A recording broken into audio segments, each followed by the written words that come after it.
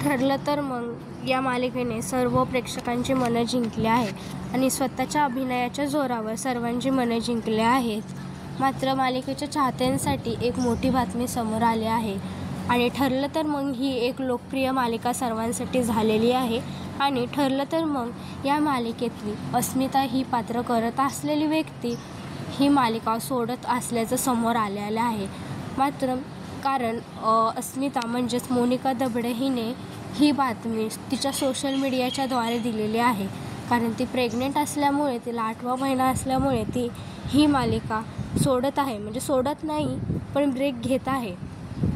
त्यामुळे पण ती त्यामध्ये सांगितले आहे तिने स्पष्ट की मी 2 वर्ष झाले ह्या मालिकेमध्ये काम करत आहे. प्रेक्षक माझ्या अलावा कोणालाही माझ्या जागी माझ्या स्थानावर काम करू देणार नाही, हे मी तुम्हाला 100% गॅरंटीने सांगत आहे.